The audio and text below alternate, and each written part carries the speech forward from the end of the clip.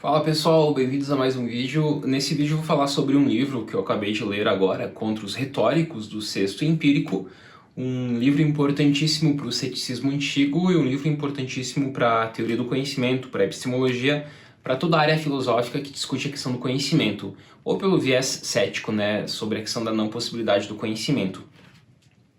Bom, se vocês também querem seguir esse meu formato de tentar ler livros diversificados, livros de todos os períodos históricos, eu estou então dividindo as minhas leituras a partir dos 4 períodos históricos. Eu escolho um livro para o período antigo, um para o medieval, um para o moderno e um para o contemporâneo, e tento ler em média um livro por semana, dividindo o número de páginas por 7, que é o número basicamente de páginas diárias que eu devo ler. Por exemplo, esse livro aqui tem 76 páginas e eu dividi ele em 5 dias, porque eu decidi ler de segunda a sexta apenas. Então tu tem aí o teu número de páginas diária. Obviamente esse tipo de leitura é uma leitura mais geral, superficial da obra, e o objetivo dela é conhecer mais livros, mais obras, mais clássicos filosóficos. Por quê? Porque se nós lermos apenas aquilo que nos interessarmos, a gente vai ler apenas de poucos autores ou de um período histórico mais restrito. Assim, se tu dividir dessa forma, tu acaba abarcando bem mais autores, filósofos e os 4 períodos históricos. Mas também lembrar que esse tipo de leitura é uma leitura rápida, é para ter uma primeira impressão da obra, e não é uma leitura aprofundada, não é uma leitura aquela que de fato tu vai estudar a obra, porque esse tipo de leitura levaria meses para fazer. Bom, então, e eu faço esse tipo de leitura paralela, eu faço a leitura que leva meses de uma obra específica que eu tô lendo, e eu tento sempre encaixar aí uma hora e meia, 2 horas por dia, no final do dia, a leitura do livro da semana, que neste caso, o último livro que eu li foi esse, do Sexto, Contra os Retóricos. E é uma leitura bem rápida, né? Então, o que eu fiz? Por não ser uma leitura assim de estudos, onde eu parei, pesquisei, li comentadores, artigos, eu acabei lendo e fazendo aqui um resumo, basicamente, da obra. E eu vou então fazer um comentário a partir desse livro via o meu resumo, o resumo que eu fiz dessa obra.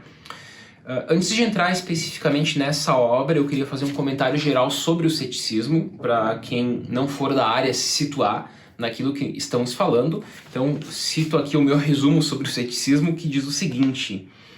Bom, o Gorgias, lá no período sofista, já é um grande cético, no século V a.C., mas o ceticismo mesmo vem a partir do século IV, III a.C., com Pirro. O primeiro grande nome, então, do ceticismo é justamente o Pirro. E esse livro aqui, Contra os Retóricos, do Sexto Empírico, é uma das partes do livro do Sexto Empírico, chamado Esboços Pirronianos.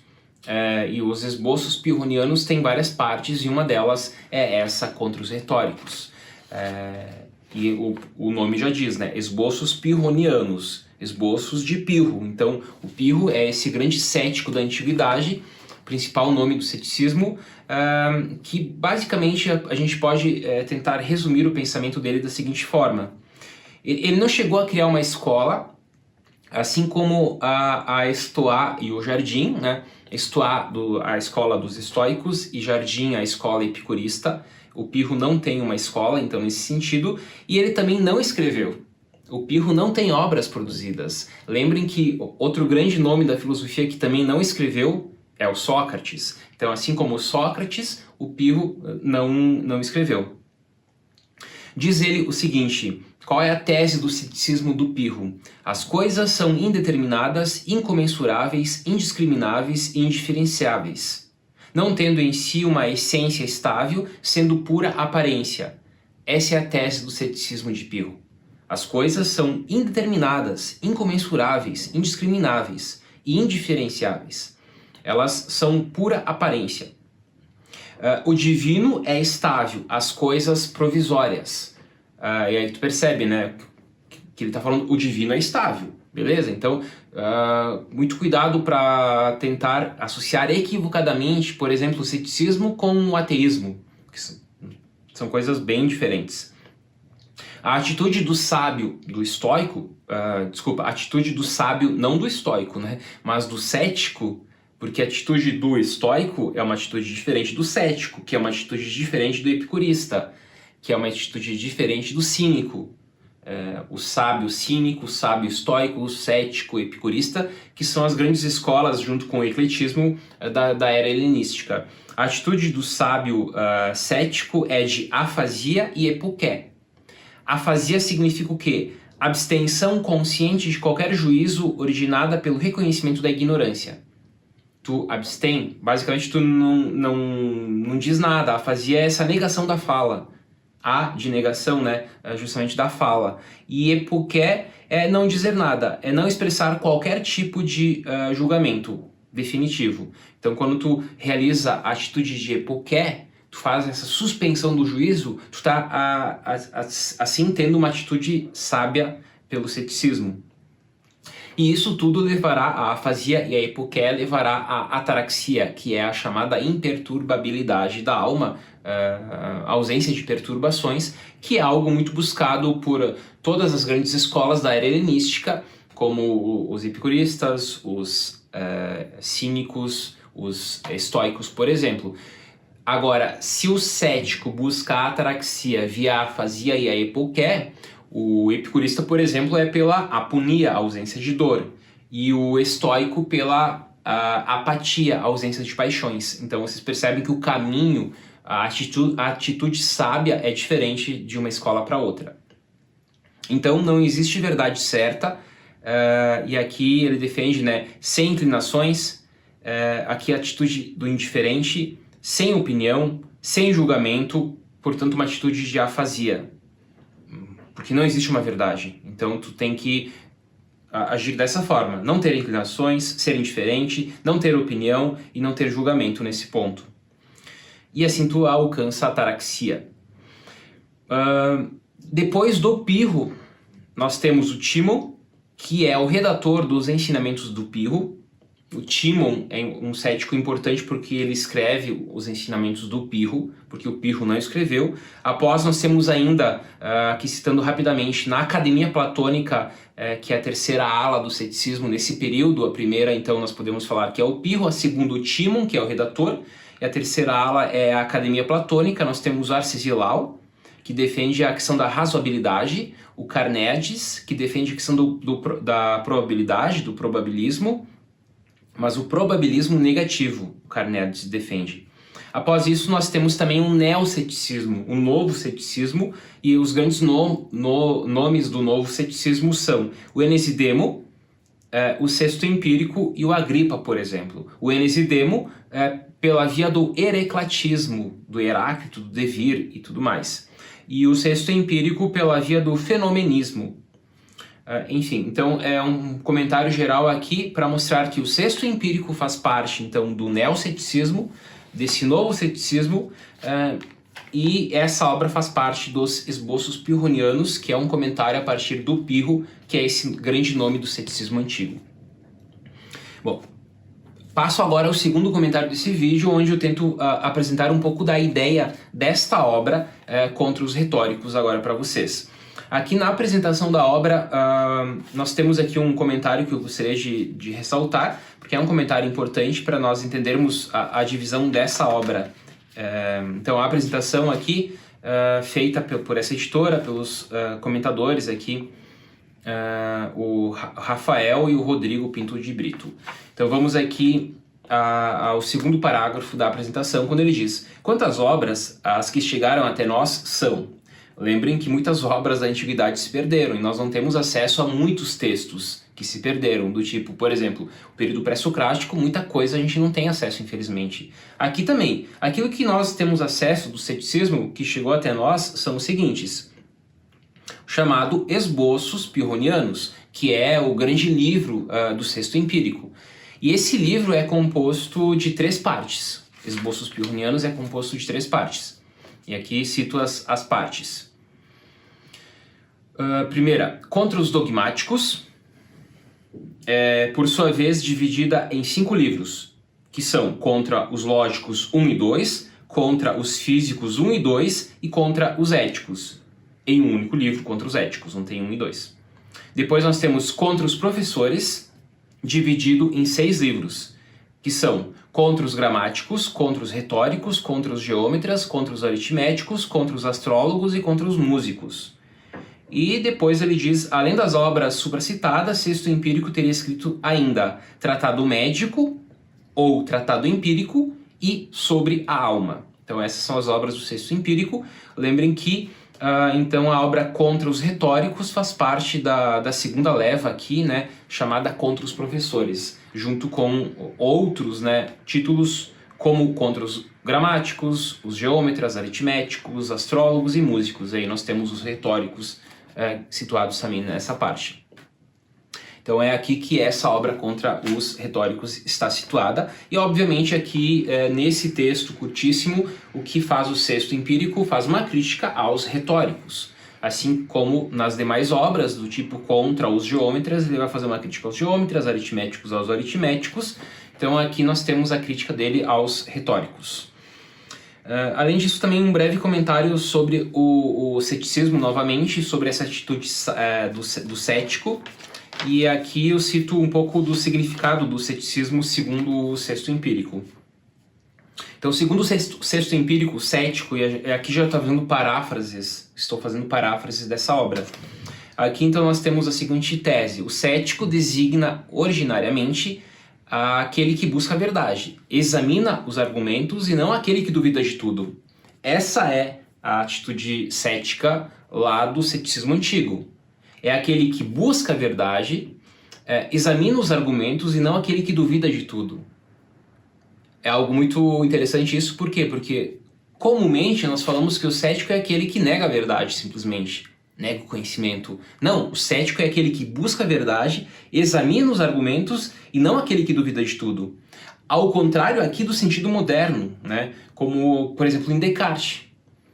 O ceticismo de Descartes é diferente do ceticismo encontrado lá no mundo antigo, de Pirro, de Sexto Empírico, por exemplo. Se o cético é levado à suspensão do juízo, à afasia, à hipoké, diante de dois argumentos contrários, é porque sua análise lhe mostrou a impossibilidade de decidir. Então o cético está diante de dois argumentos contrários, A e B, que são contrários, e ele tem essa impossibilidade da decisão. Então por isso ele vai suspender o juízo. Bom, eu não posso decidir por A ou por B, que são argumentos contrários, porque eu não consigo encontrar de certa forma a verdade aqui ou aqui. Então eu faço o quê? Com a minha atitude cética e sábia é de hipoké e de afasia. Essa atitude do cético. Então é um pouco nesse sentido que ele vai tratar a impossibilidade de decidir diante de argumentos contrários. Aí nós podemos pensar, por exemplo, a questão de Deus. O cético não é o ateu e nem o teísta, não é aquele que diz que Deus existe ou não existe, mas é aquele que está na indecisão. Ele não tem como decidir por A ou por B. Portanto, ele seria o agnóstico nesse sentido. E o Sexto Empírico, aqui numa frase, ele define o ceticismo da seguinte forma, abre aspas, a toda razão opõe-se uma razão de igual valor, fecha aspas. Essa é a definição que o Sexto Empírico dá ao ceticismo. A toda razão opõe-se uma razão de igual valor. Então não tem como decidir. Daí a impossibilidade da decisão, porque a toda razão opõe-se a uma razão de igual valor. Então é um pouco aqui dessa parte mais introdutória do vídeo que eu queria apresentar para vocês algumas características do ceticismo, citando aqui um pouco esses autores importantes. O que eu faço agora, eu passo para a parte seguinte do vídeo, onde de fato eu entro na obra Contra os Retóricos, nessa belíssima edição bilíngue. Então nós temos aqui o original e aqui a tradução. E é um texto curto, como eu tinha comentado. É um texto muito agradável de ser lido, um excelente livro aqui para entrarmos nesse mundo e nesse debate do ceticismo contra os retóricos. Bom, então eu separei aqui alguns trechos da obra, algumas paráfrases, citarei elas para comentar melhor com vocês esses trechos. Passamos então aqui a alguns trechos. O sexto aqui, eu faço aqui um comentário a partir dos trechos, tá? O sexto refuta as principais doutrinas da retórica. O objetivo do livro é refutar as principais doutrinas da retórica. Ele demonstrou, assim, a impossibilidade de se ensinar a retórica e ele negou que a retórica seja uma arte. O sexto, resumindo a obra, ele demonstra a impossibilidade de se ensinar retórica. Aí tu já pode lembrar, né? Os professores de retórica. O sexto mostra a impossibilidade de se ensinar a retórica. E, além disso, como segundo ponto, ele nega que a retórica seja uma arte. Tekné, arte. Retórica não é tekné, não é arte. E ela não é possível de ser ensinada. Ele constata, assim, a multiplicidade de concepções distintas e então coexistentes de tekné, concluindo que tal conceito carece de consistência. Ele faz isso na obra, ele analisa essas concepções distintas e ele mostra que esse conceito não tem consistência. Ele também demonstra a impossibilidade de se ensinar a retórica examinando as definições platônica, aristotélica e acadêmica. Para seguir, então ele examina essas três posições, que eu já vou comentar melhor elas. Ele examina a posição platônica sobre retórica de Aristóteles e a acadêmica, e a seguir ele critica as três concepções a partir da concepção estoica. Ele examina três concepções, platônica, retórica e acadêmica, critica essas três posições a partir da posição estoica, e no fim da obra o sexto vai refutar também a posição estoica. Então é isso que ele vai fazer durante a obra. Basicamente ele vai trabalhar com essas teses durante a leitura. Tu percebe isso durante a leitura do livro. Então vamos aqui às definições que ele dá dessas três áreas aqui para a gente comentar melhor. A definição da retórica é aporética. Termina em aporia, então, né? Sem saída. Porque os próprios filósofos dogmáticos são incapazes de oferecer uma definição unânime. Lembrem que o dogmatismo é o oposto do ceticismo, porque o dogmatismo defende a possibilidade de encontrar a verdade num dos lados, o ceticismo não. Então ele diz que os dogmáticos, né, meio que o cético é o inimigo dos demais filósofos e considera todos os demais filósofos não céticos de dogmáticos. E ele diz que os dogmáticos, então os filósofos dogmáticos, são incapazes de oferecer uma definição unânime para a retórica. Por isso ele nega a possibilidade de se ensinar retórica. Aí vem as posições, né? Começamos pelo Platão, que ele cita. Diz o Sexto Empírico no livro, né? Para o Platão, em Górgias, no diálogo Górgias, a retórica é a criadora da persuasão por meio das palavras, tendo sua eficácia nas próprias palavras, sendo persuasiva e não instrutiva. Essa é a definição platônica de retórica. Aristóteles, na obra Retórica, diz que retórica é a arte do discurso. Essa é a definição que Aristóteles dá à retórica. É a arte do discurso. Xenócrates, que é discípulo de Platão, e os estoicos, então Xenócrates e os estoicos disseram que a retórica é a ciência do bom discurso. E aqui ele apresenta a noção acadêmica também. A noção acadêmica sobre retórica oferece argumentos que refutam a noção estoica. A retórica, segundo a leitura acadêmica, a retórica não é uma arte, assim como a filosofia, a gramática, a medicina, a navegação, nem um método técnico. Se a retórica, segundo a noção acadêmica, se a retórica é uma arte completa, ela seria útil ao seu possuidor ou às cidades. Mas ela não é útil nem ao possuidor nem às cidades e, portanto, não é uma arte. E aqui ele cita possuidor e cidades. Por que o possuidor? Para o possuidor, porque a retórica é prejudicial àquele que a possui. E para as cidades, porque são as leis que mantêm as cidades unidas, e quando as leis perecem, assim como quando a alma perece, o corpo perece também. Então quando as leis perecem, assim quando a alma perece e o corpo perece, também as cidades são destruídas quando as leis são abolidas. Então essa relação corpo-alma, né, cidade e lei. Quando não há mais lei, não há mais cidade. Quando não há mais alma, não há mais corpo. A retórica, assim, é contra as leis.